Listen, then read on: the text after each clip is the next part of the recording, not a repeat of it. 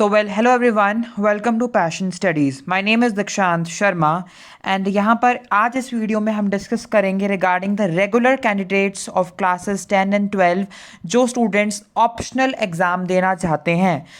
कल मुझे काफ़ी सारी क्वेरीज आई कि आपने प्राइवेट कैंडिडेट्स का तो बता दिया, बट व्हाट अबाउट ऑप्शनल, कि हम लोग कैसे रजिस्ट्रेशन करेंगे, स्कूल से करेंगे या खुद करेंगे। पूरे आपके सारे डाउट्स इस वीडियो में क्लियर होंगे। CBSE ने ये सर्कुलर रिलीज़ कर दिया है वेबसाइट पर, आप जाके देख सकते हैं। लिंक मैं आपको इसका डिस्क्रिप्शन बॉक्स में दे दूंगा।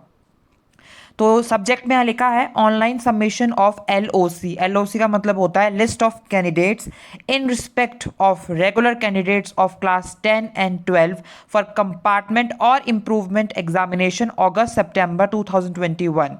तो बोलने का मतलब ये है कि जो बच्चे अपने रिजल्ट से नाखुश है, वो लोग सेटिस्फाइड नहीं है, जो कि 30th को डिक्लेयर किया था फॉर क्लास 12th CBSE ने, और 10th का भी जो रिज़ल्ट डिक्लेयर हुआ था।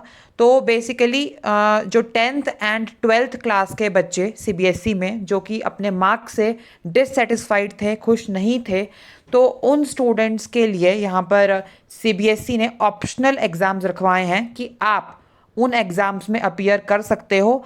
एंड जिन स्टूडेंट्स की कंपार्टमेंट आई है मतलब एक सब्जेक्ट में, तो वो लोग भी कंपार्टमेंट वाले भी पेपर देंगे। उनके लिए तो ऑब्वियसली बात है, कंपलसरी रहेगा। बट जो एसेंशियल रिपीट वाले हैं, दैट इज़ फेलियर कैटेगरी, वो आई थिंक इसमें पेपर नहीं देंगे। तो हम डिस्कस करते हैं डिटेल में।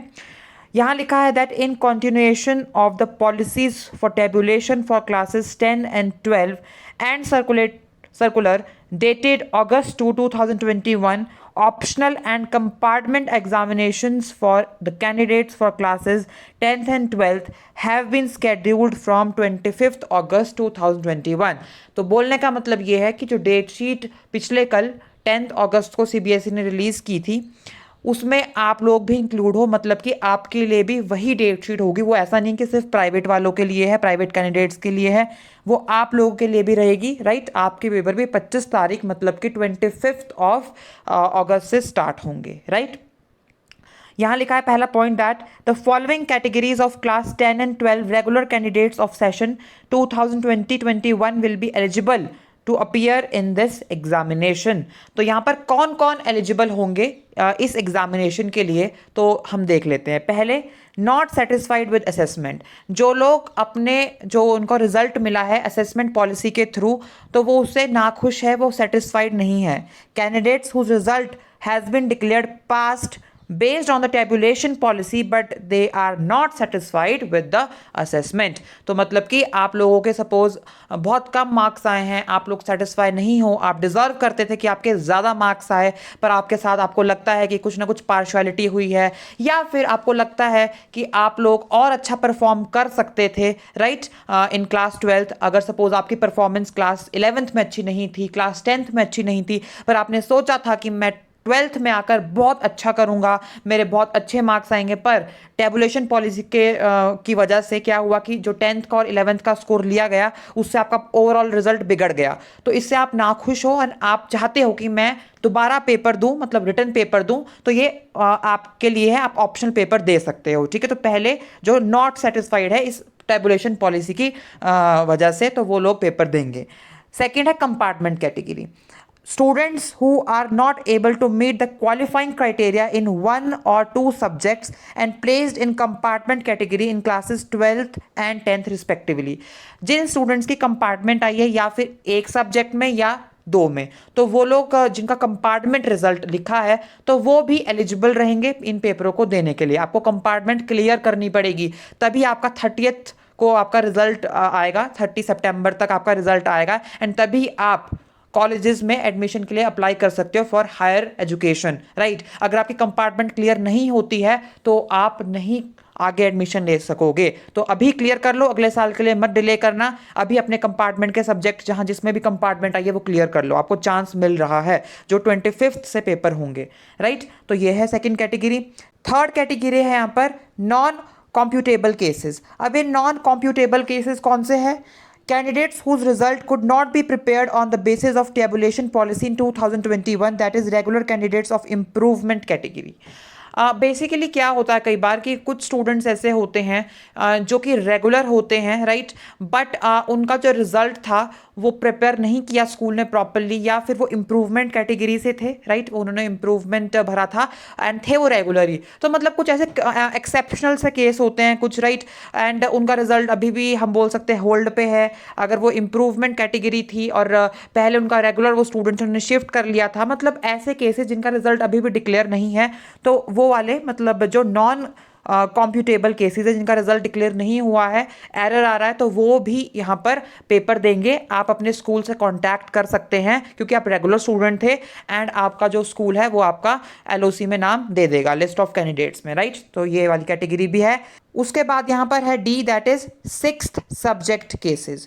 Candidates who have appeared as regular candidates in 6 subjects in 2021 and declared as pass but could not clear any one subject from the 5 main subjects. अब क्या होता है, कई बार हम लोग एडिशनल सब्जेक्ट रख लेते हैं, जैसे कोई टफ सब्जेक्ट रख लेंगे, या फिर कोई भी आपका एक सब्जेक्ट है जो कि आपका 6th है और आपने वो क्वालिफाई नहीं कर पाया, या कुछ भी ऐसा हुआ जिसमें आपका कंपार्टमेंट आई है, तो वो भी यहाँ पर एलिजिबल रहेंगे उस पेपर को क्लियर करने के लिए, ठीक है।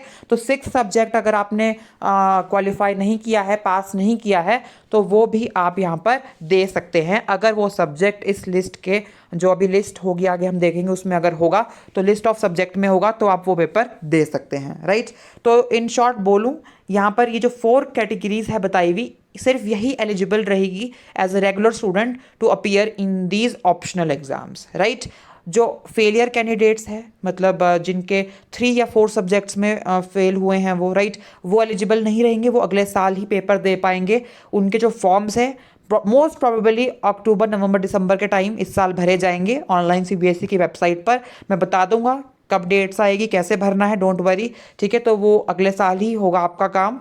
एंड अभी जो कंपार्टमेंट कैटेगरी है एंड जो अपने रिजल्ट से नाखुश है, डिससेटिस्फाइड है वो, एंड जो 2 ये और कैटेगरीज है नॉन कॉम्प्यूटेबल एंड 6 सब्जेक्ट केस, ये जितने भी 4 कैटेगरीज है A B C D, आप लोग ऑप्शनल पेपर में अपीयर कर सकते हैं। एंड जो कल डेट शीट रिलीज की है वो आपको फॉलो करनी पड़ेगी, वो ही आपके लिए यहाँ पर रहेगी, राइट, आपके लिए वही डेट शीट वैलिड रहेगी।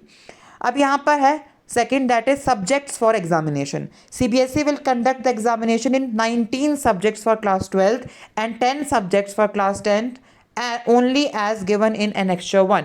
तो 19 सब्जेक्ट होंगे वो क्लास 12th के लिए होंगे, एंड 10 सब्जेक्ट्स होंगे क्लास 10th के लिए। सिर्फ इन्हीं का पेपर होगा, और सब्जेक्ट्स का पेपर नहीं होगा, राइट। आपको और सब्जेक्ट में अपीयर करने का मौका नहीं मिलेगा, जो लिस्ट में है, राइट, उन्हीं में आप पेपर दे पाओगे, फाइन। अब आप ये नहीं बोल सकते हैं कि मैं पेंटिंग का पेपर मुझे देना था, म्यूजिक का पेपर था, एंटरप्रेन्योरशिप का पेपर था, जो मतलब लिस्ट में ये पेपर्स नहीं है, तो इनके पेपर आपके नहीं होंगे मोस्ट प्रोबेबली। अभी इसका हम देखते हैं आगे, बट जो इसका आपका रिजल्ट होगा ये डिसाइड किया जाएगा on the basis of the papers, जो एग्ज़ाम है आपने दिए हैं उनको आई थिंक एवरेज स्कोर निकाल के उनका वो आपका चढ़ा दिया जाएगा, जो आपका 6 सब्जेक्ट या 5th सब्जेक्ट होगा, राइट। ऑल राइट, तो ये चीज़ है, बट इसके रिगार्डिंग भी आपको प्रॉपरली बताया जाएगा, इसका पूरा आपको आएगा असेसमेंट स्कीम, तो डोंट वरी। उसके बाद तीसरी यहाँ जो चीज़ है वो है क्वालिफाइंग क्राइटेरिया, राइट। यहाँ लिखा है that A, in category A above, marks scored in later examination will be considered as final as mentioned at 0.28, right, 0.28 in the policy for tabulation of marks। आपको जो ये एग्ज़ाम्स देने हैं, जो आप ये एग्ज़ाम दे रहे हो, इसको एक चैलेंज की तरह लो, एंड ये आप एक चैलेंज है आपके लिए, क्योंकि जो आपका रिजल्ट टैबुलेशन पॉलिसी के अकॉर्डिंग आया है वो रद्द कर दिया जाएगा, वो कैंसिल कर दिया जाएगा। Then you can not carry that result. आपको फिर यही नंबर, यही मार्क्स एक्सेप्ट करने पड़ेंगे जो आपके ऑप्शनल पेपर जब आप दोगे उसके बाद आएंगे, चाहे वो कम हो चाहे वो ज़्यादा हो, वही आपको एक्सेप्ट करने पड़ेंगे, वही आपके फाइनल मार्क्स रहेंगे, राइट। तो इस डिसीजन को मैं दोबारा बोल रहा हूँ, बहुत ही वाइजली लेना, जल्दबाजी में मत लेना, क्योंकि अगर आप जस्ट इमोशनल सेंस में ले रहे हो तो आपको इसके भारी कॉन्सिक्वेंस भी फेस करने पड़ सकते हैं। मैंने ऑलरेडी अपनी प्रीवियस वीडियो में बताया था, राइट। उसके बाद बी पॉइंट में लिखा है that in rest of the categories, that is B, C and D, eligibility criteria as per policy of the board will be applicable. However, wherever possible, policy as approved by Honorable Supreme Court of India in 2020 will be made applicable. However, this policy shall not be applicable for the candidates registered for the improvement of performance in one or more subjects and additional subjects. Right? सो बोलने का मतलब ये है कि जो B C and D ऊपर हमने देखी categories, compartment, non computable cases and 6 subject cases, इसमें बेसिकली क्या होगा, जिन सब्जेक्ट्स का तो आपको स्कोर जिसमें आप पास हो वो तो वही रहेगा, बट जो आपका नया स्कोर आएगा, राइट, मतलब कंपार्टमेंट पेपर क्लियर करने के बाद वो आपका नया स्कोर एडअप हो जाएगा, राइट। तो मतलब कि आपका पिछला स्कोर वही रहेगा और जो नया स्कोर होगा वो एडअप होकर आपकी नई मार्कशीट बनेगी, राइट। आपको टेंशन वाली बात नहीं है कि आप अगर ऐसा सोचो कि मेरा पिछला भी डिलीट हो जाए, नहीं, ऐसा कुछ नहीं है।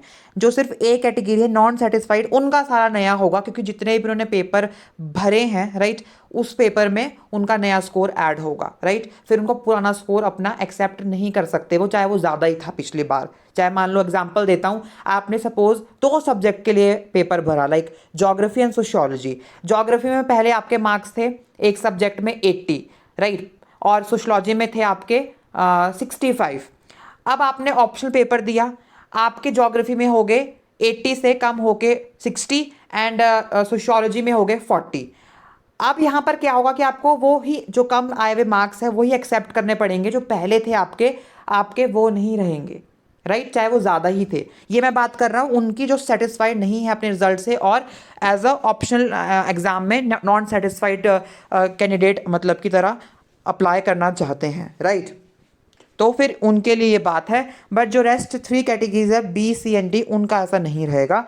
उनको सिर्फ हम बोल सकते हैं according to the assessment policy of supreme court 2020 according ही रिजल्ट उनका बनाया जाएगा। फाइन, मतलब कि उनके वही मार्क्स कैरी फॉरवर्ड हो जाएंगे जो उन्होंने पास किए थे, एंड जो कंपार्टमेंट में नए आएंगे वो उनके ऐड हो जाएंगे। फाइन, उसके बाद यहाँ लिखा है नेक्स्ट चीज़, दैट 4th पॉइंट में, following information may be noted for needful compliance by the schools and candidates.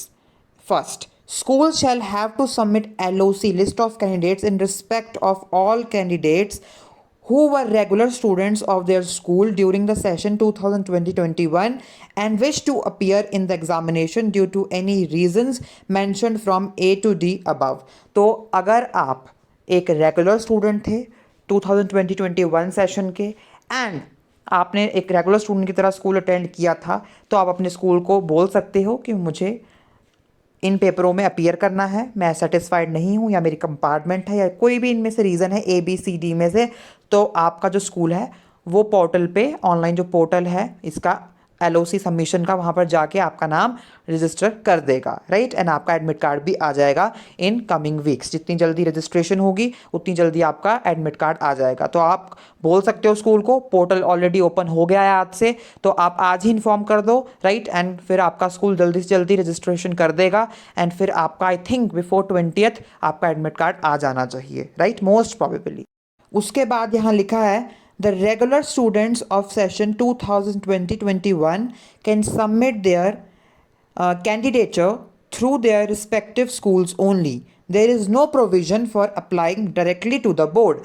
अब आप यहाँ पर as a private candidate apply नहीं कर सकते हो खुद कि हाँ जी हम खुद अपने लैपटॉप से या साइबर कैफ़े में जाके LOC भर दें, नहीं। आप एक रेगुलर कैंडिडेट हो, आपको स्कूल जाना पड़ेगा, एग्जामिनेशन सेल में या फिर क्लरिकल स्टाफ में, स्कूल ऑफिस में जाके, या प्रिंसिपल को इन्फॉर्म करना पड़ेगा, जो भी ये काम करता है आपके स्कूल में, क्लरिकल वर्क, राइट, आपके कंसर्न स्कूल में कोऑर्डिनेटर, टीचर, क्लास टीचर, किसी को भी आप इन्फॉर्म करेंगे, जो भी कंसर्न मतलब ये एग्जामिनेशन काम संभालता है, आप इन्फॉर्म करेंगे, right. Although I think schools पूछेंगे, बट नहीं पूछता है अगर स्कूल, तो आपकी रिस्पॉन्सिबिलिटी है जाना कि आप बताओ कि मुझे अपीयर करना है। अगर आपकी कंपार्टमेंट है या फिर आपका जो रिजल्ट है वो नॉन कॉम्प्यूटेबल है, या फिर 6 सब्जेक्ट वाला केस है, या फिर अगर आप सेटिस्फाई नहीं हो अपने मार्क्स से, तो आप बोलो कि मुझे इन सब्जेक्ट्स में अपीयर करना है, चाहे वो 1 है चाहे वो 2 है, जितने भी है, एंड फिर आप उसमें अपीयर करके एग्ज़ाम दे सकोगे 25th से, राइट। तो आप इसको जाके देख सकते हो, अपने स्कूल में बोल सकते हो।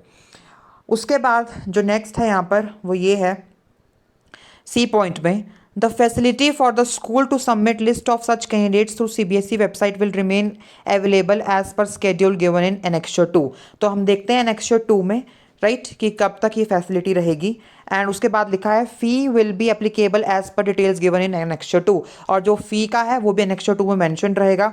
देख लेते हैं Annexure 2 में यहाँ पर क्या है। अब यहाँ पर हमारे सामने है Annexure 2, यहाँ पर फ़ी एंड स्केड्यूल है for August September 2021 exams, optional exam. तो अगर आप देखो यहाँ पर एग्जामिनेशन टाइप नॉन सेटिस्फाइड के लिए जो स्टूडेंट है फ़ी निल, कोई भी आपको फ़ी नहीं देनी है, ना ही कंपार्टमेंट, ना ही नॉन कॉम्पिटेबल वाले, ना ही 6 सब्जेक्ट। तो किसी को भी कोई भी फ़ी जमा कराने की ज़रूरत नहीं है। अगर आपका स्कूल आपको बोलता है कि मान लो इतने पैसे दो, तो आप ये नोटिफिकेशन दिखा सकते हो कि यहाँ पर क्लियरली मैंशनड है nil, that means it is not valid, there is no fee.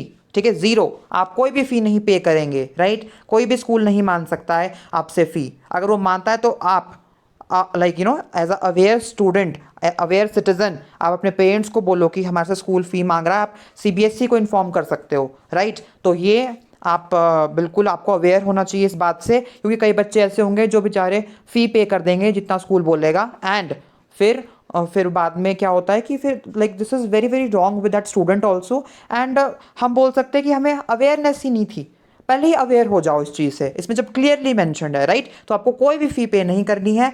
Schedule दिया है, मैं आपको पहले ही बता दूं, आज 11 अगस्त से वेंसडे से स्टार्ट हो गया है सबमिशन, ठीक है, एंड ये रहेगा 15 तारीख तक। तो बहुत कम टाइम है, हम बोल सकते हैं। आज का तो आधा दिन निकल चुका है, राइट। तो मैं बोलूँ कल अगर आप आज नहीं जा सकते तो कल तो जल्दी से जल्दी जाके करवा दो, राइट। सो 11, 12, 13, 14, 15, सिर्फ ये 5 दिन है आपके पास करवाने के, ठीक है। एंड अगर आप इसके बाद स्कूल को इंटीमेट करोगे, मान लो 16 तारीख को बता रहे हो, तो फिर स्कूल नहीं कर पाएगा रजिस्टर, क्योंकि 15 तारीख ही लास्ट डेट रहेगी स्कूल की जो रजिस्ट्रेशन की होगी, राइट। उसके बाद नहीं हो पाएगा, फिर आप बाद में रिग्रेट मत करना। तो पहले ही 15 तारीख से पहले पहले करवा लेना ये काम। मैं तो बोल रहा हूँ कल ही चल जाना, राइट।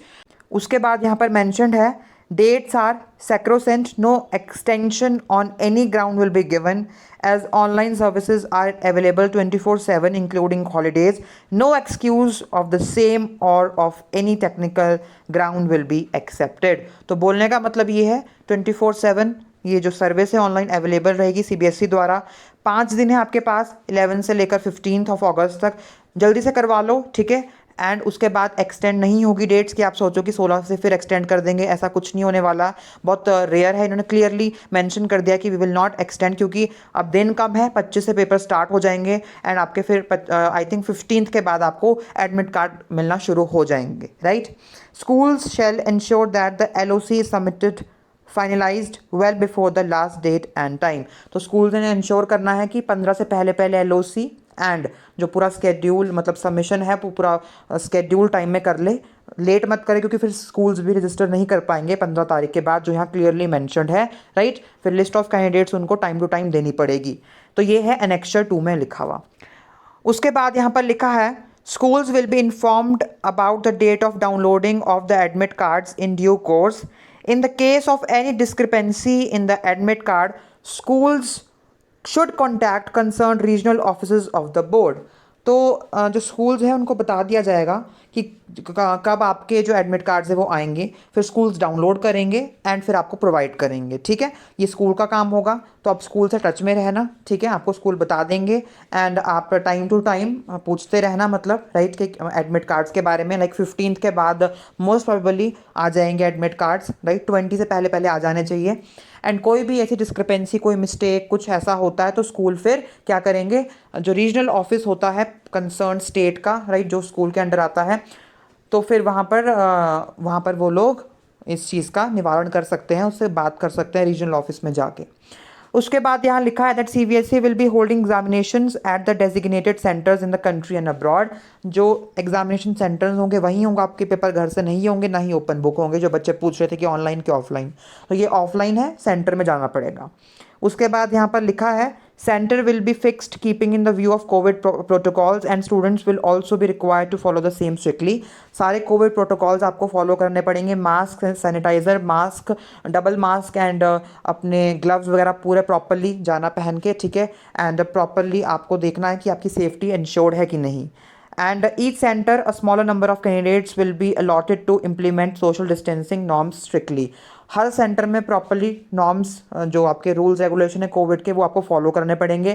एंड अगर आप मास्क सैनिटाइज़र ये चीज़ें नहीं रखते हो तो कहीं ना कहीं आपको मुश्किल आ सकती है। तो पहले ही अपना एडमिट कार्ड मास्क वगैरह सब कुछ कैरी करना, ठीक है। उस दिन कोई भी गलती मत करना इस चीज़ से regarding.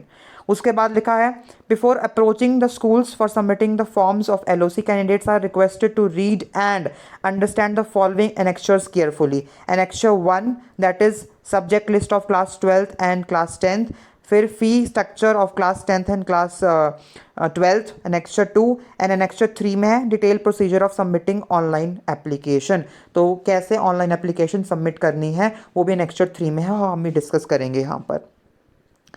It would be the responsibility of the school to submit the LOC within the stipulated schedule. No request for extension of date will be considered due to any reason. Separate circular is being issued for private candidates. These will be available on CBSE's website. तो basically क्या है कि school की responsibility रहेगी यहाँ पर कि time with in the given time जो है LOC भर दे 15 तारीख तक, उसके बाद नहीं होगा, ना ही CBSE एक्सेप्ट करेगा ये चीज़ LOC। एंड प्राइवेट वालों के लिए तो मैंने अलग से वीडियो बना दी है प्राइवेट कैंडिडेट्स के लिए, तो उसमें मैंने पूरा समझाया है, तो आप वो प्राइवेट कैंडिडेट्स वो वीडियो देख सकते हैं, राइट। वो उसमें मैंने पूरा समझाया आपका प्रोसेस। एंड ये सिर्फ उन स्टूडेंट्स के लिए है जो ऑप्शनल पेपर देना चाहते हैं। अब यहाँ पर अगर हम बात करें एनेक्चर 1 की सब्जेक्ट्स की, तो मैंने आपको बताया था कि आप सिर्फ इन 19 सब्जेक्ट्स में अपीयर कर सकते हैं क्लास 12th वाले, राइट, जो आपको यहाँ पर मैंशनड है, आप देख सकते हैं इनको। एंड क्लास 10th के जो स्टूडेंट्स हैं वो सिर्फ ये 10 सब्जेक्ट में ही अपीयर कर सकते हैं, आप इससे ज़्यादा सब्जेक्ट्स में अपीयर नहीं कर सकते, राइट। मतलब आपकी रजिस्ट्रेशन होगी ही नहीं, राइट। तो यही सब्जेक्ट है जिसमें आप अपीयर कर पाओगे class 12th and class 10th। And इसके बाद जो नेक्स्ट है हमारे पास एनेक्चर नंबर 3, जो हमें बताया है पूरा यहाँ पर procedure for submitting online submission of list of candidates by school, कैसे करना है। The school shall carefully understand the process of submission of LOC।